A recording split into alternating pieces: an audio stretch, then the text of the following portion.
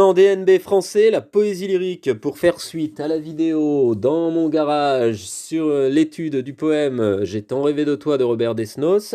Quelques exercices d'application. On va travailler comme des boxeurs.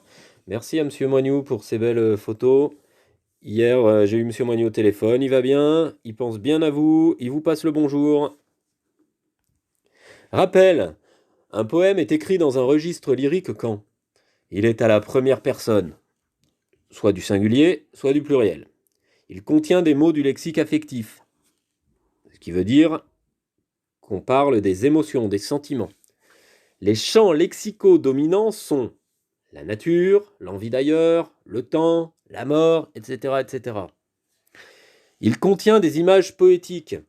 Alors vous connaissez ça par cœur maintenant. Les comparaisons. Souriez comme sourirait un enfant malade. Les métaphores. Il dort dans son lit vert. Les personnifications. Chante une rivière. Il contient des phrases interrogatives et exclamatives. Pourquoi? Pour exprimer encore plus fortement les émotions. Et enfin, il recrée l'illusion d'un monologue intérieur. Le fait qu'une personne se parle à elle-même. Et souvent par l'usage de la ponctuation. Par exemple, dans certains poèmes lyriques, on va trouver des tirets. Vous savez, comme lorsque on écrit un texte avec des dialogues entre des personnages qui se répondent, cette fois, le poète va mettre un tiret dans son dialogue. Pourquoi? Pour dire qu'il se parle, qu'il parle à lui-même. Allez, on revient à ce poème. J'ai tant rêvé de toi. J'ai tant rêvé de toi que tu perds ta réalité. Est-il encore temps d'atteindre ce corps vivant et de baiser sur cette bouche la naissance de la voix qui m'est chère? J'ai tant rêvé de toi que mes bras habitués, en étreignant ton ombre à se croiser sur ma poitrine, ne se plieraient pas au contour de ton corps peut-être, et que devant l'apparence réelle de ce qui me hante et me gouverne depuis des jours et des années, je deviendrais une ombre sans doute.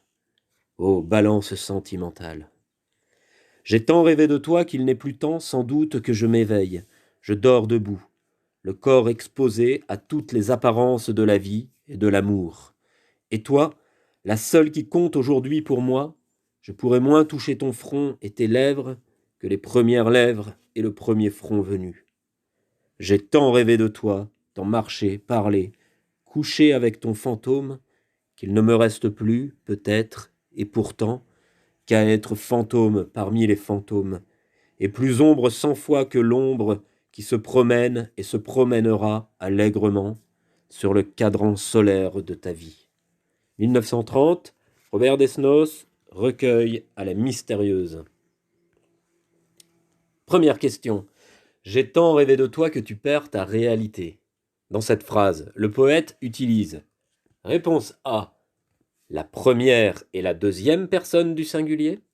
Réponse B, la première et la deuxième personne du pluriel. Réponse C, la deuxième et la troisième personne du singulier. Question 2.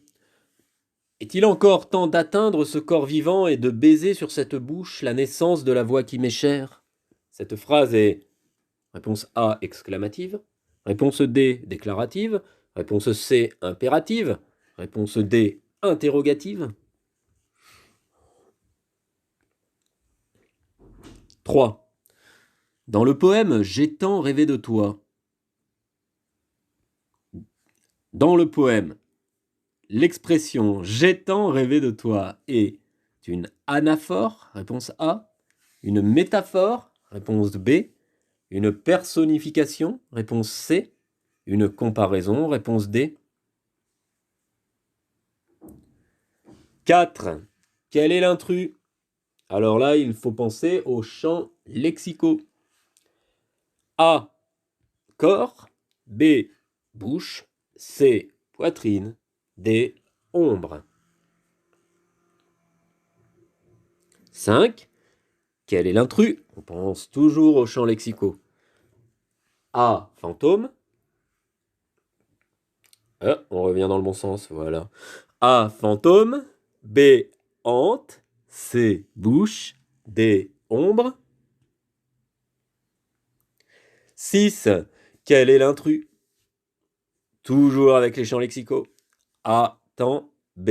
Fantôme. C. Année. D. Cadran. 7.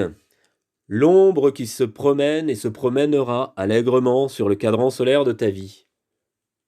A. C'est une anaphore. B. C'est une métaphore. C. C'est une personnification. D. C'est une comparaison.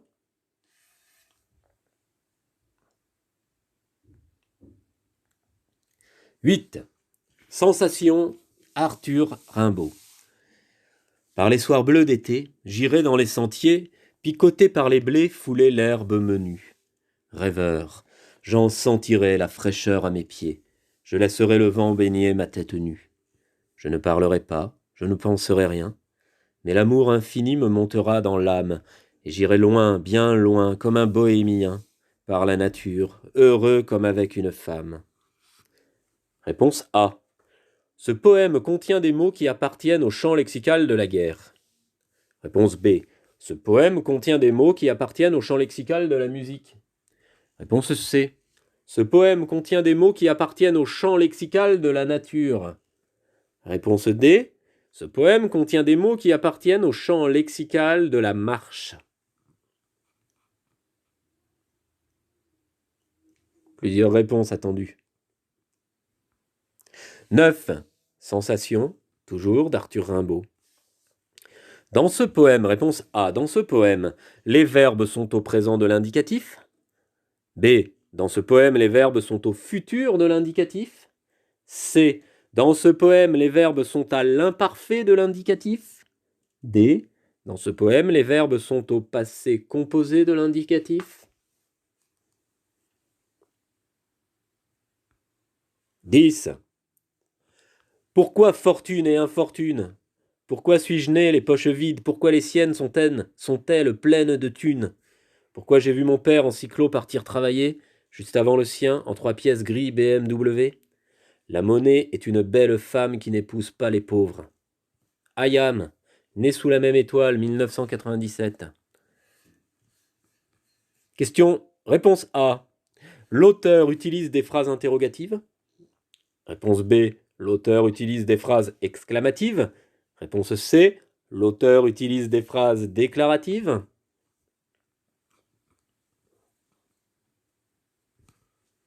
Alors vous voyez que très souvent dans le rap, on a des textes qui sont des textes lyriques, puisqu'ils sont écrits à la première personne pour exprimer des sentiments, des émotions.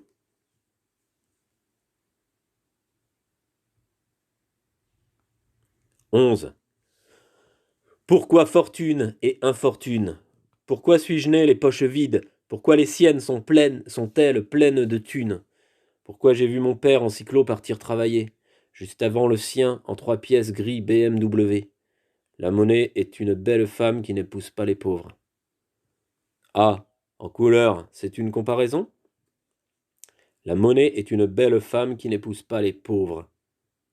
En couleur, c'est une comparaison? En couleur, c'est une métaphore? En couleur, c'est une personnification?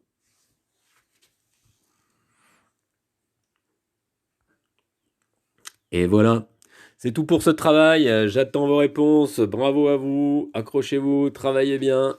À très vite.